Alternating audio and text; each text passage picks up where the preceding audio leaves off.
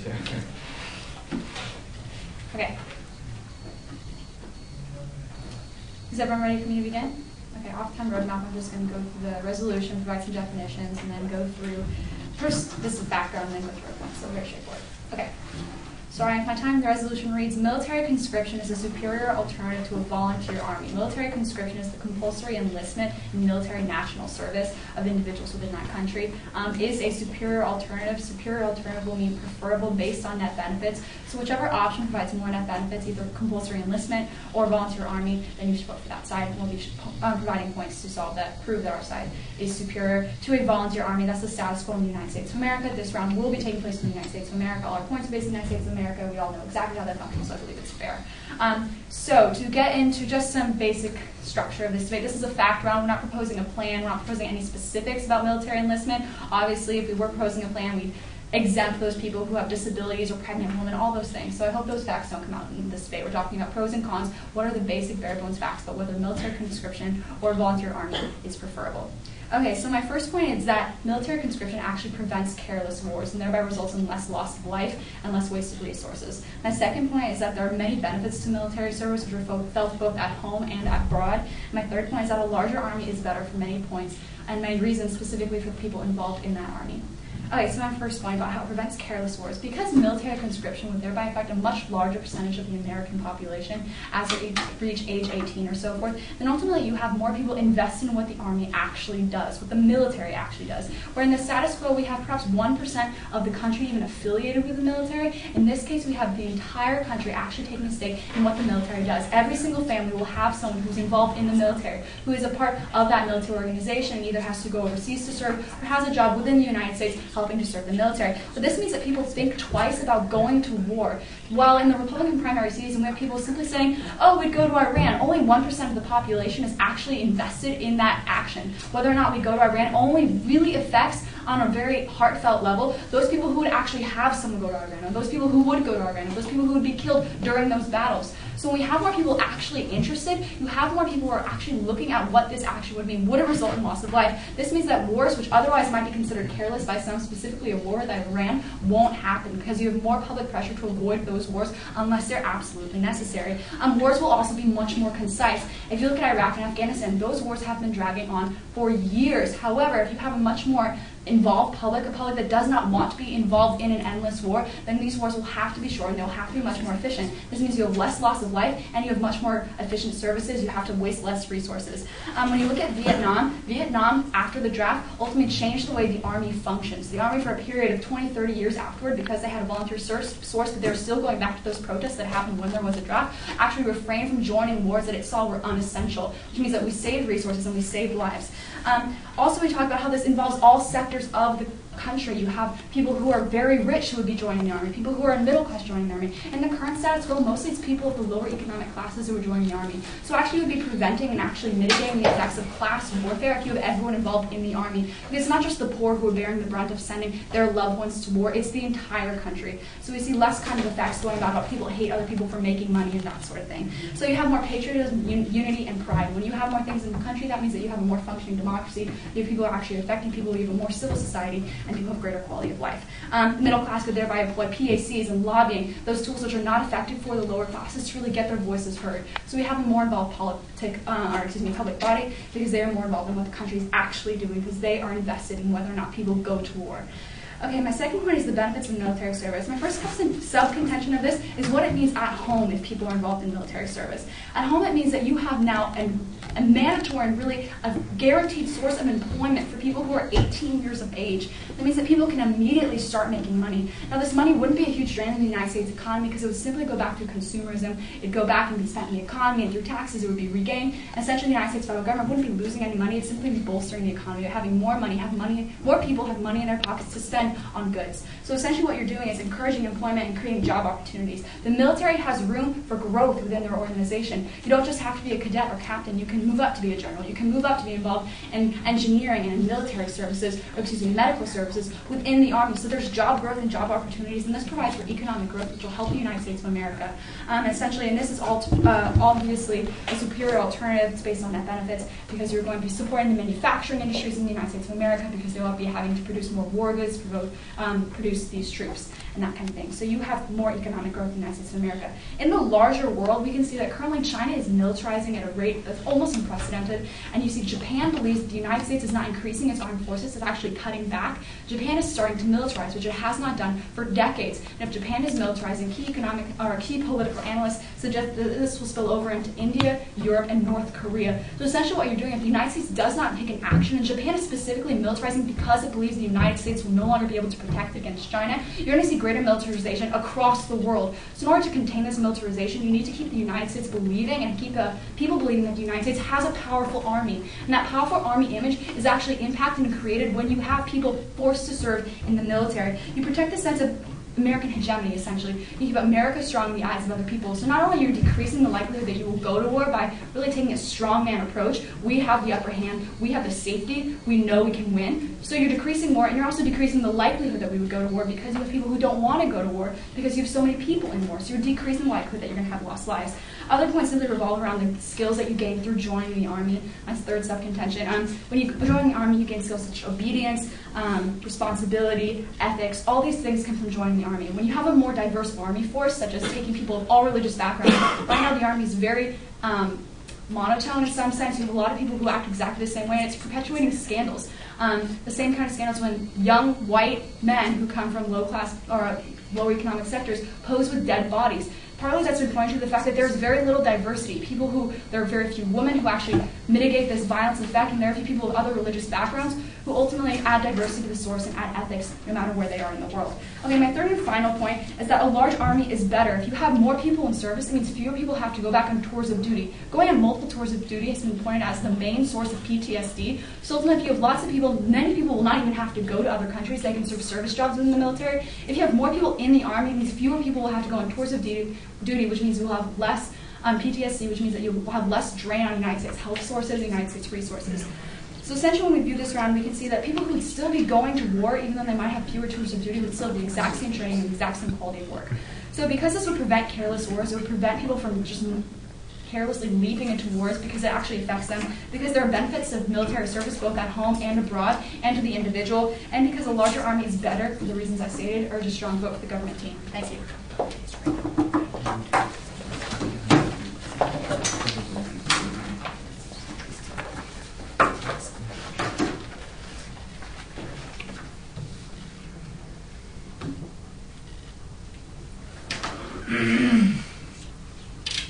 Okay, off-time roadmap.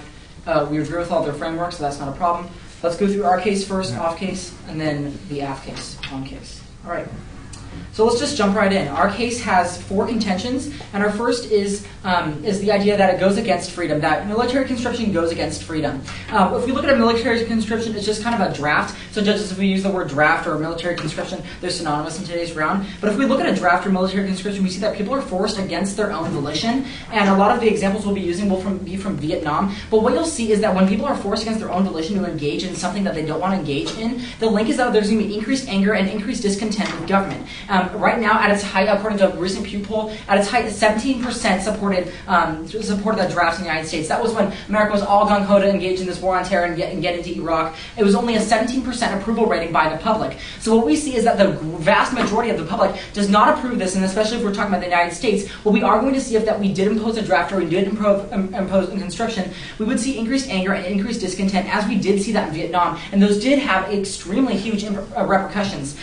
So we have 2 terminal impacts that make linking off to this. The first terminal impact A, is that we will see a violent response, and that violent response can many times advocate anarchy. That's people burning things in protest, people smashing things in protest. It's kind of like what we've seen with Occupy Wall Street, with the fact that you have people protesting against something, and you will have perhaps violent repercussions. This, however, is much larger scale, involving a vast majority of the United States, and has huge violent repercussions. Subpoint B is that you would decrease, clearly violence is not a good impact. Subpoint B, the terminal impact B, is that you would have decreased trust in government, and the 2 reasons why decreased trust in government is bad and is detrimental to our country is that, number one, you have decreased voter turnout. If people don't trust their government, that's apathetic voting. Why would they ever go out and vote for their country. So if we're looking at net benefits, democracy is a huge net benefit that should be weighed out in today's round. That's a huge impact. And if we have decreased voter turnout, then we have decreased democracy. The second terminal impact is that you also have decreased consumer confidence. If people again don't have trust in their government, why would they invest in their government? Why would they invest in the stock market? Why would they try to do anything involved with the government economically and fiscally? So what we would also see is decreased consumer confidence.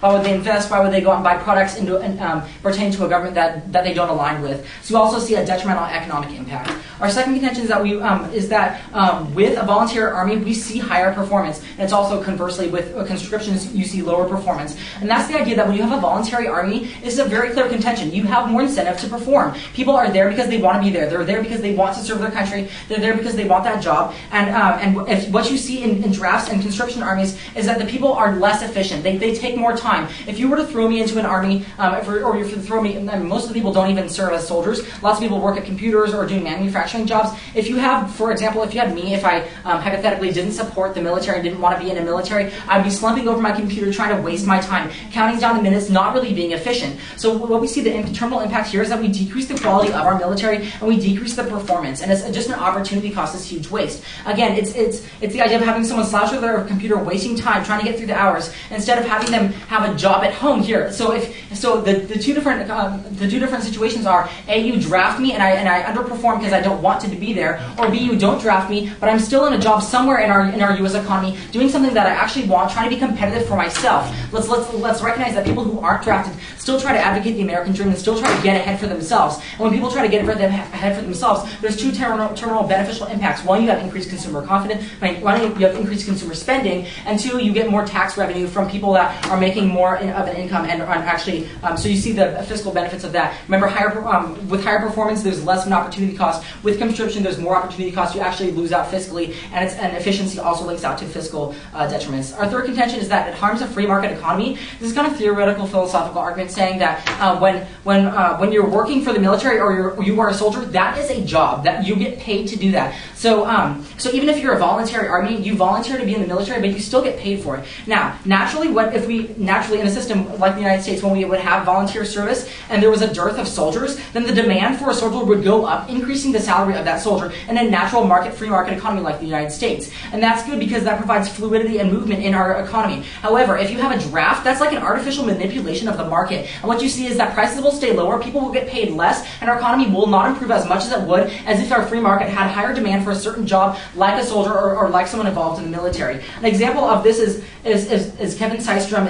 He was the inventor of Instagram. What if he had conscripted him and put him into the military and said, "Hey, I'm sorry, but we're taking you and drafting you into our military." This person is someone who at home was able to develop a $1 billion industry called Instagram within a couple months, stimulating the economy. What if we had just taken those people and put them in the military? It would harm our free market economy. Sorry, that example is more relating to higher performance. But it's the idea that if we're drafting, we're artificially altering our free market economy. Our fourth contention is that it leads to a militaristic society. If we are drafting and if we do have military conscription, we have this mentality of war. We're all in it, and although they may argue patriotism, we turn that by saying that actual patriotism actually leads to more war, and increased war is actually increased death, and you weigh out the value of life and this terminal impact. Let's jump into their case. Their first contention is that it prevents careless wars. They say that people are more invested. I have A, B, C, D refutation to this. Subpoint A is that not everyone. So not everyone is as invested into the war. Just because we get more people, and just because you draft more people, doesn't mean that everyone's invested. Because look at this. In Vietnam, we drafted people. That didn't mean the whole country was like, "Hey, go war! Yeah, we love it." No, in fact, we saw the complete opposite. We drafted, and we saw decreased investment in war. We saw decreased trust in government. So this really doesn't flush over, and this contention is null and void. Subpoint B refutation is your evidence. Why is public involvement actually good? They just say, "Oh, we need public involvement." Really, where's the impact of public involvement? What does public involvement do? They have flushed out this impact for you. They shouldn't win it. Subpoint C is subpoint C is that a draft only comes when we need a certain amount of soldiers, and right now we're filled to the brim with the amount of soldiers. The reason why we're not drafting, we haven't even thought about drafting right now, is because we had enough in our voluntary army. We're completely filled, and we still only involve 1% of the population. So even if we had a draft, we would only be drafting as much as we are currently right now, and there wouldn't be more involvement. And subpoint D is, why is patriotism good? Don't vote on something that they just say patriotism is great. We're really where are the impacts for that. Third, they say job opportunities. I refuted that with our free market economy. Again, the salary would be less. Jobs would actually be making less in the long term. It's also a non-unique argument because they're not making as much as we need. And the C, refute that with our market economy, our market theory economy contention. They also say that we have more hegemony and we're more powerful as a country. Wrong. We have the biggest army right now, and we see increased backlash, and we're the world's police force losing more people. 3, they say a large army is better because they have less tours, but actually you get a significantly large amount of PTSD, maybe just from one interaction with a dead soldier or one war interaction, so that's a non-unique argument as well. Not the idea that you can get PTSD and a horrible sense of PTSD even from just one time in military combat. For these contentions, ask for the negative. Thanks.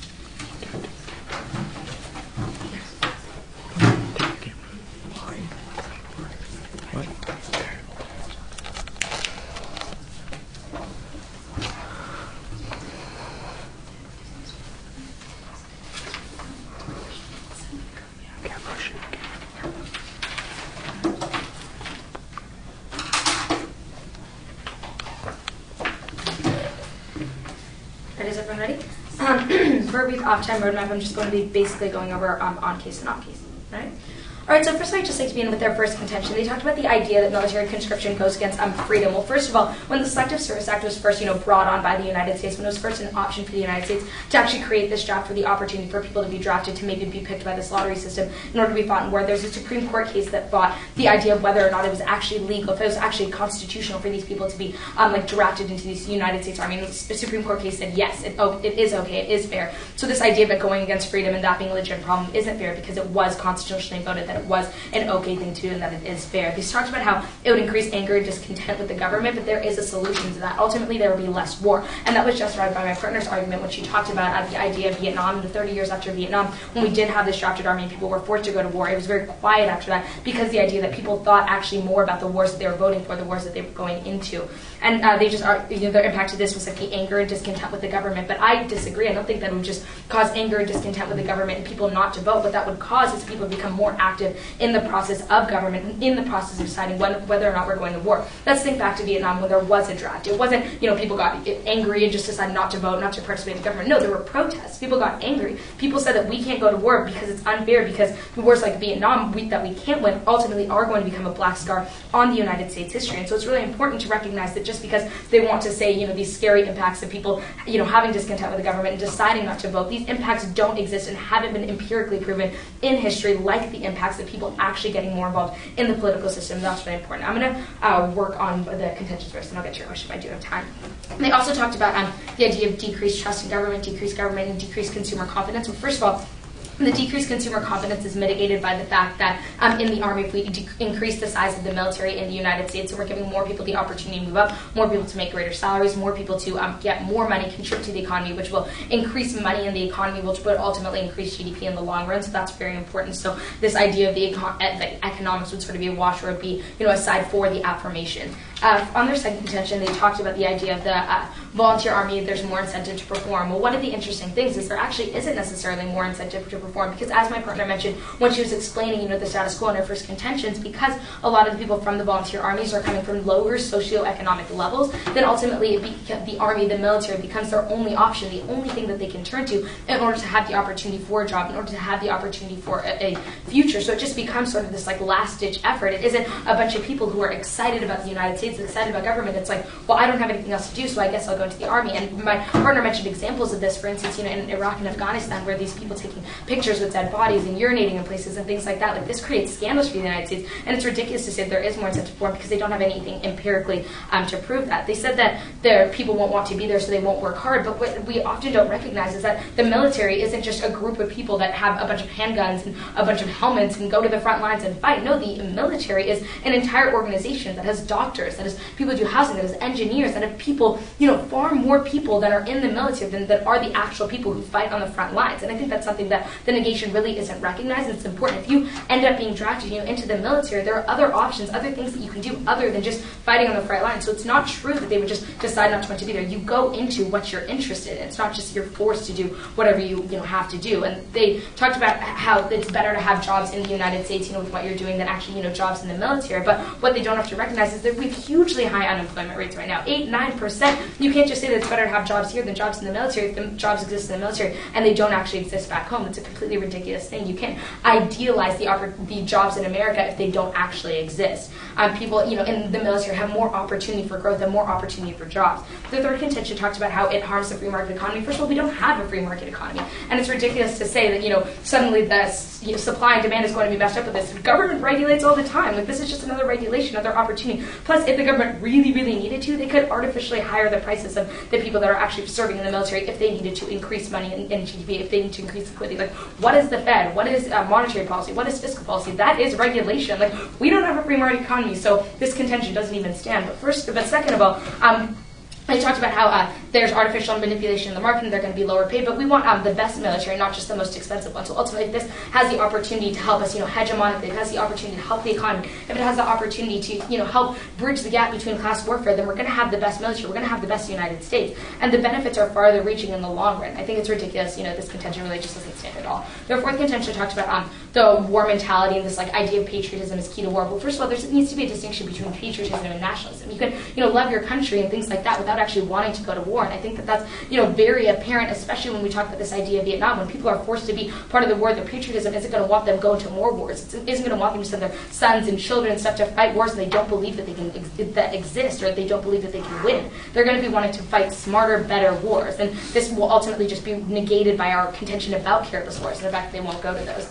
Our first contention talks about military conscription prevents careless war. Their only response to that was that less people wanted war, in Vietnam, and their example, was Vietnam. But that's, the perfect justification for our contention. Less people wanted more after Vietnam, and that's perfect. Military conscription prevents careless wars like Vietnam, things, that didn't solve the problems, that didn't give the opportunity. So their really negation to that just further push forward our contention. And also, there's a larger portion of the population that is invested, so you're going to be thinking twice about going to war. And I think that's under my part I mentioned that I'd really like to extend across the flow.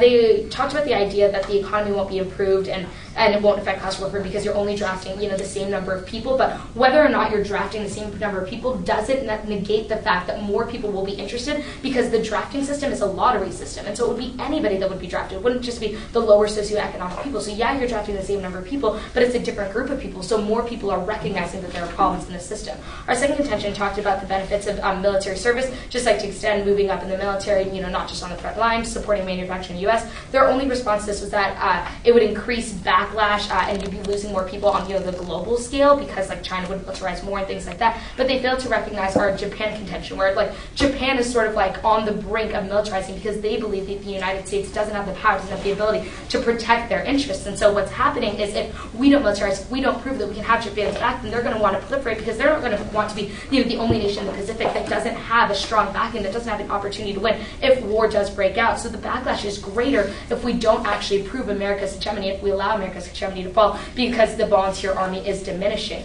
And our last contention talks about how a large army is better. Their only thing was that the interaction is bad because, one interaction is bad, but ultimately when you have more reactions, more tours of duty, then the PTSD is much worse because the people feel like the United States of America doesn't actually care about what they're doing, it's the care of those problems. For all these reasons, I was strong about the affirmation.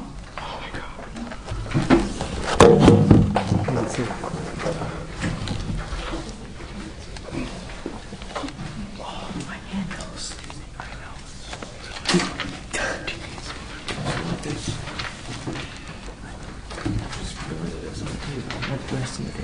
I do high quality work. Judges ready? Okay, with that I'll start. Once again, on behalf of the opposition team, I want to thank you for judging. In my speech, I'm going to start with off case, then on case. Looking at before that, I want to make also an observation about the usage of the motion. There is this word "is," so when we're considering today, and I want to provide further analysis, that when we're talking about today, we're talking about a United States that's currently scaling down its war efforts. This is something that, because they confine this debate to the United States, we're considering it the country in its present tense. I'll address this more later on. But looking at the prevents careless war point that my partner mentioned, I'm sorry, the freedom point, and talking about the public opinion. The second speaker on that, our opposition, the proposition said, oh, well, we can't use this point about freedom because the U.S. Supreme Court's ruled that a draft is constitutional. My partner and I aren't stating that, but judges, you have to consider, even though it's constitutional, even though the federal government can do it, should they do it? Is that beneficial? Regardless of what the Supreme Court says or not, the U.S. people value freedom. It's a value that we've shared since our founding, and we value freedom. And this directly destroys freedom of what you want to do because it's a form of slavery. Now, looking at the 17% approval rating, they again say, oh, well, people would be more, they also make the point that people would be more active, people would get involved more, and they would care more about the decisions made by the troops. But again, and this is something that they really have not proven, that there's a link. That if we have a conscription, people will all of a sudden care more about the troops. Why is that? Where is the link? Are we really not caring about it now? They've provided no evidence and no link of why that's actually true. You cannot vote on that if there's no warrant of why there's actually truth. Again, I mean, we have police officers. Police officers pretty much now, because we're demilitarized pretty much now, our military, it's just like police officers, senators, congressmen, they make decisions about police officers, how we should pay for police, even though they may not have children serving in the military, or even though there's not a draft for police officers, even though there are violent risks associated with it. Regardless, you can still have people seeing the risks and seeing the harms on both sides. When they mention approval rating, they say, oh, well, that doesn't really matter at all. Again, when we look at the impact of the approval rating, they mentioned the decreased consumer confidence. They would say in their plan they have more GDP. I would refute that and say that actually we have more GDP in our plan. Just use the example of the Instagram founder of making a $1 billion enterprise just off of that. Furthermore, the fact is they drop our impact about apathetic voting, and because they don't directly address our approval rating and how apathetic voting is a harm and is an impact. This is actually a huge impact which they have failed to respond to and should be floated across your notes. The fact is apathetic voting will lead to a downturn in the U.S. scale, and when people don't feel like their government's responding, that leads to a decrease of legitimacy if they're not participating. And as a social institution, government needs high legitimacy to be effective. Before I move on to the second point, I would like to take a POI. Okay, thank you. If you had politicians who were running perhaps on a platform of decreasing war in case it was absolutely necessary, wouldn't you argue that that would increase voting because you're giving people more of an interest in what the United States federal government does on an international military scale? I guess you're saying if people are running on decreased war, people will be more interested in getting involved. But again, that doesn't link back to the draft. People can get upset about a war even when there's not a draft and still be upset about it and still have the same impact. It's non-unique. Looking at the second point about more incentive, my partner mentioned how it's just wasteful time being spent, and the impacts are decreasing performance of the military and decreasing people who want to go ahead of themselves in other jobs. They say, well, people have opportunities for jobs, and there are a variety of jobs, and we have huge unemployment right now. Judges, this is, I think, perhaps going to be the biggest point of today's debate. Throughout their debate, they say, oh, we're just targeting the lower echelon of society, we're sending them to war. They get into jobs, they're sent to war.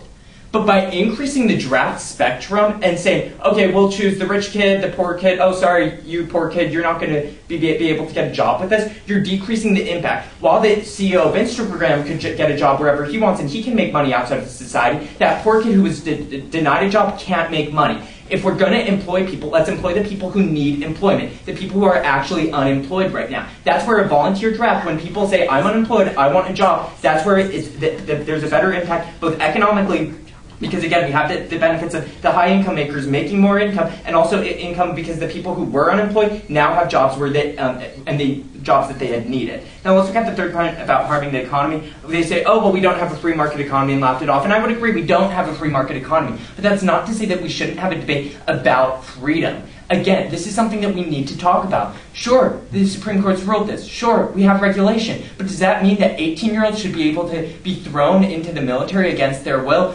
As the affirmation, we don't believe so, and the impact of that is freedom and U.S. values. Moving on. Fourth point about mentality, they say, oh, well, there's a difference between patriotism versus nationalism. Yeah, okay, there's a difference, and perhaps we should have used the term nationalism instead of patriotism. The fact is, by having a draft, you expose people to the idea of a military more, and aggression, it becomes more aptitude and more causal for aggression. We look to countries like Israel that has conscription, Iran that has conscription, North Korea that has conscription. All of these, during peacetime, like we are, it's detrimental because it leads to more aggression and more ability to fight when that's not necessarily good. Now let's look at their side of the flow, and we'll start with their first point about people into careless wars. My partner responded by looking at Vietnam. While people still cared about the war when they were drafted, and guess what? When we look at Iraq, where there's a volunteer argument, people still cared about the war. People care about the war and our implications in it. They proved no evidence why people care less about the war or more about the war. They can't win that point. Looking at class warfare. Again, no link to people being more involved if there's class warfare in a volunteer argument. We would turn this by saying there's more class warfare when you actually have a conscription, because that's people taking them against their will versus people who just want to get involved on their own. The second point about job opportunities. Again, my partner mentioned how salaries are less. Salaries are less than, for the CEO of Instagram or whoever you want to use, and how it's non-unique because we both provide job opportunities. But the difference with the affirmation is that we're providing job opportunities to the people who need it and the people who want it. That's crucial. The impact of that is more efficient army and decreased unemployment. I also mentioned that America has a powerful image when we talk about Japan. Okay, they provide no impact of why Japan militarizing was bad. They can't win that point. And the third point about large armies better, they said, PTSD grows for the people who face it more. Perhaps, but they haven't shown why, as a whole, if we send more people to the military, that's going to be net detrimental. People want to go into the military. Why should we stop them? Thank you, and I ask for the vote.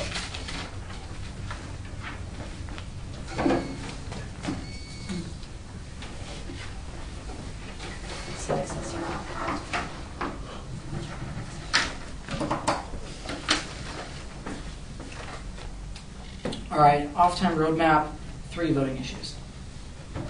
Okay, my first voting issue is a boiling down of what impacts reign superior. I'm sorry, what impacts reign superior, and I'm going to talk about certain impacts that were thrown around in today's debate, because certainly we both talked about economy, we both talked about a couple other impacts, but there were some where we had unique impacts, and I think we should vote on those, as well as I believe we've won the impacts that we both brought up together. So let's look at the economic impact. We argued that basically there's 2 facets of the economic impact.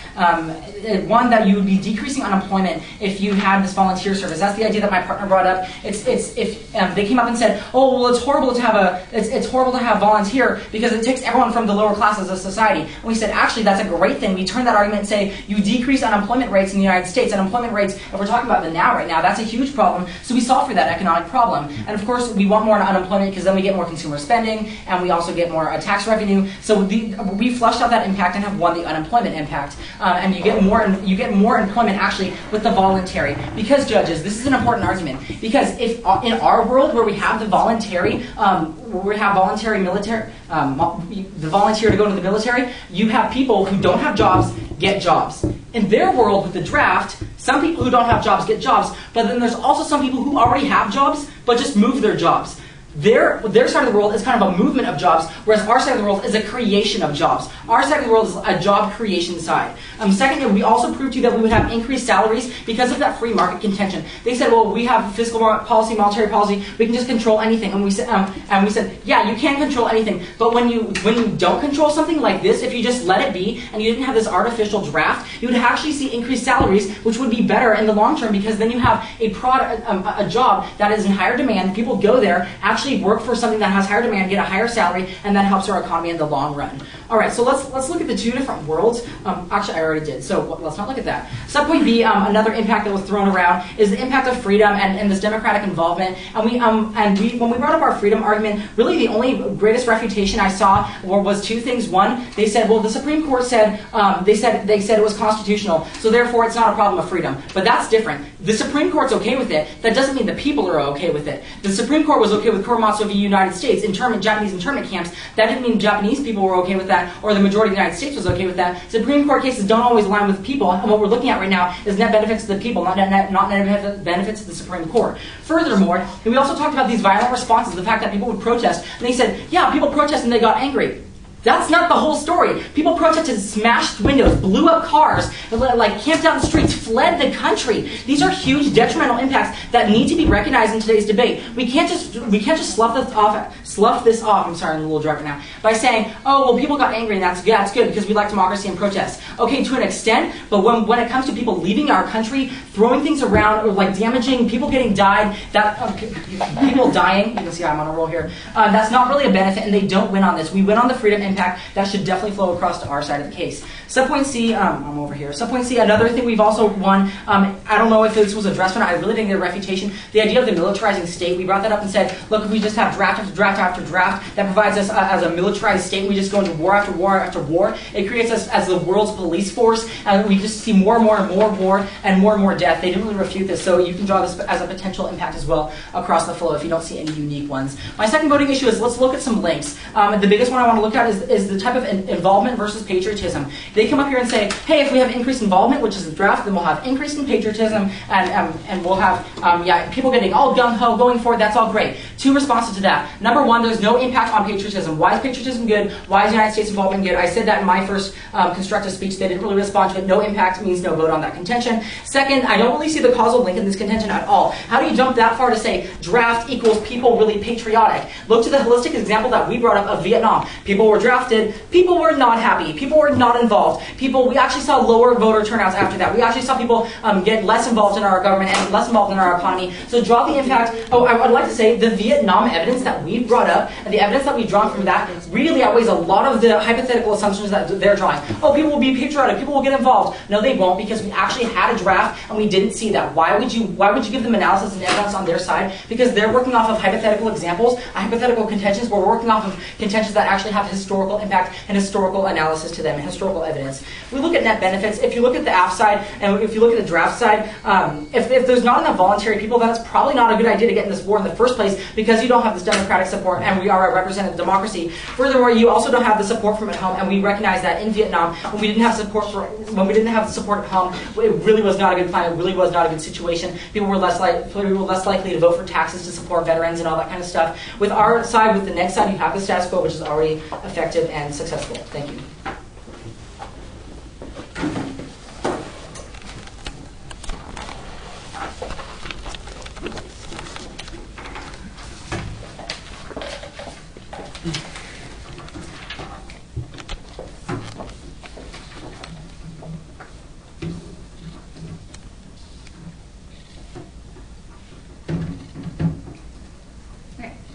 Is everyone ready?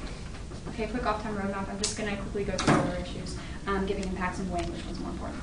Okay, so to start with my time, the first impact is the probability of war. Now this is huge because there have been lots of things that are disputed. One of the things that has the most tangible impact, the loss of life, talking about weighing whether or not more people will die in terms of a large-scale war, we really have to see which one has the more probability of resulting in more, a conscription service or a service with a volunteer army. Now they questioned our link between having people more involved in war and more involved in the government policy decisions if they have people making to get involved in the war. Now I really want to make this point. They seem to have some distortion that if there are more people involved in the war, that doesn't mean that they will be less involved in the military. And one of the key criticisms of the military we have right now is confined to this one group of society. It's 1% and it doesn't escape. It stays in there. And those interests aren't really taken into account because it is maintained within that group. It is siphoned off and it is contained within that thing. So it does not involve the rest of society. People don't know what's going on within the military and they don't really have any effect upon them. Now we can see if you spread it out between all the classes, if that conscription service affects people in the middle class and the upper class, then you have people with more political power, such as PACs and lobbying power, actually coming into power. So not only does it affect more people, not just 1%, it affects people with different degrees of power, which thereby can affect government.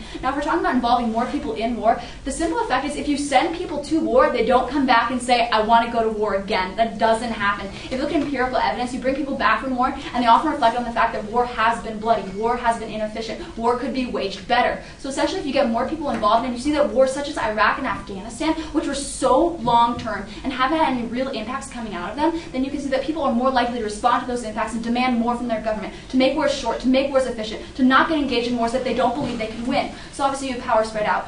So this point about careless wars, we should win this point because they didn't provide any real offense or defense or whatever on this point. They simply said people are going to be unhappy, and that was their response. Yes, the whole point is that people are unhappy if the government is involved in these types of wars. Now the point to Vietnam, in my opinion, is seen as a gateway war. It proved how ultimately when you have the draft and you were involved in a war which is inefficient, long-term, and not achieving anything, that people are more likely to oppose that war. Imagine if we had a volunteer army and people were not as involved. If we had a volunteer army, we could have been in Vietnam 40 more years. So essentially, if we have a conscription service where people are more involved, then ultimately you have wars come to a shorter end if they aren't being fought correctly. Ultimately, this means you have less loss of life. They completely forgot our Japan impact. So ultimately, Japan is being neglected by the United States. And if Japan militarizes, it means India is going to militarize and North Korea is going to militarize. And the entire Pacific nation really becomes a ticking time time bomb with China on one side and all those other nations on the other. So we have to really take that into account, and they never talked about this. If we want to talk about world peace in the long term, what's going to prevent war, keep the United States militarized, have a bigger conscription service, so ultimately you're not going to force Japan to militarize themselves and thereby create the Pacific as this area. So the point I really want to make is this enhances involvement, and that shouldn't be disputed. It enhances involvement in the military. Now my second point is there are impacts about freedom. They said we really have to take freedom into account. And in the beginning of the speech they had impacts, but then they gradually dropped them and said this is an American value and we have to keep it. Don't weigh this round based off of freedom. Based off of real net impacts of talking about whether or not this would create more war. So talking about freedom, whether or not this would be really reliable, talking about the empirical evidence we provided after Vietnam when people got more involved in the military, there was a decrease in conflict in the United States for 25, 30 years. So essentially when we have people who are more riled up, realizing that their lives are actually at stake, not just people 1% of the nation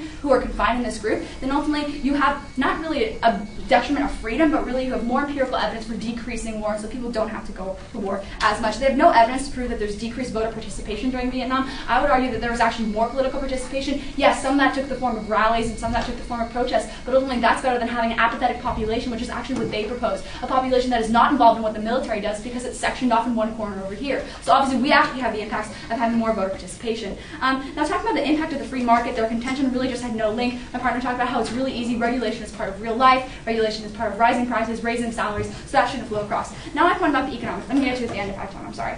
So talking about economics and jobs, I really want to make the point that they said essentially that we're destroying all creative jobs, and they completely negated the fact that I brought up throughout my speech and my partner's speech. Ultimately what you have is a military organization that isn't just people on the front lines. You have creative jobs within the military. You have jobs in healthcare, in technology, and all these sources, and ultimately if you don't go to battle on the front lines, all you're doing is getting extra training. Now I really want to talk about this. They said that people in the lower class are not going to be able to have opportunities to get work. However, I hardly think that the military is going to turn down someone who volunteers to join the army. That's ridiculous. Of course, people, if you volunteer to join the army, that's still a part. You can still join. So that really has no link, so that completely dissolves all of that. So talking about jobs, whether or not people actually have jobs coming out of college, coming out of high school, is a huge link, because you really want to make sure that you're not looking at an economy where we have right now where jobs don't exist. Those jobs don't exist. So if you want to do world by world comparison, we have a place where jobs do exist, at least for a lottery system of people who are coming out of college. And then ultimately you have jobs that can be actually joined on a volunteer basis. So if you're looking at world by world analysis, we're actually reducing the probability of war. You're increasing GDP growth by providing jobs to people who wouldn't necessarily have them and still allowing for volunteer service. And ultimately when you're looking at enhanced involvement, talking about freedom, you're actually having more political advocacy because you're having people involved in their government and seeing real world responses from their elected officials. So for all these reasons, I do a strong vote for the government team. Thank you. Wait, pan. That's it. Bye. Oh. Would you prefer us to leave while you finish off your ballots, or? I don't care. I don't.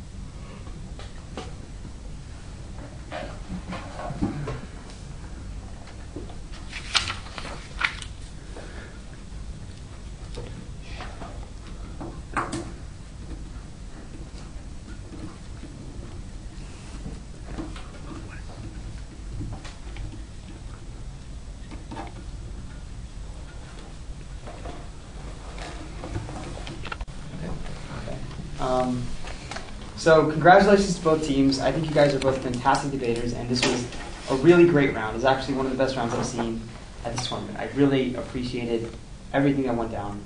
Ultimately, I think we both voted AF. I'll talk a little bit about why. But I want to emphasize that if I could, both of you guys would win. This is a very, very close round. I agree with the PMR's analysis that war is more important as an impact on the economy in a net benefits paradigm, only because there's a loss of life.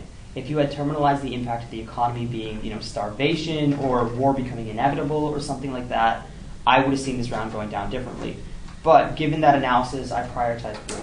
However, I still want to evaluate the other impacts you guys are going for to see if there's a way to outweigh the propensity for war in like Asia or whatever. And I'm going to evaluate whether or not they get to war in Asia. So the first thing I want to talk about is the economy. I think that you guys are winning 2 internal links, or you're going for 2 internal links. The first is that it's this kind of thing where you think that people are being displaced in their jobs, where poor people who would join the army are going to be displaced by others if they're being conscripted. I think that I agree it's probably non-unique. They'll still be able to join the army post-plan. It's a plan. I mean, come on. But the second thing that I think you do win is that you screw up the salaries of the people who would otherwise not join the army and do great things like Instagram. This is kind of true. I don't think there's a good response to this. I think that when you talk about how the free market doesn't exist and how the Fed is an example of intervention in the free market, it doesn't interact with the uniqueness of this position, that people would still be able to innovate if they weren't in the army. So you win that. They win, however, a different argument that says that you give everyone jobs. I don't think that's enough to win this position here.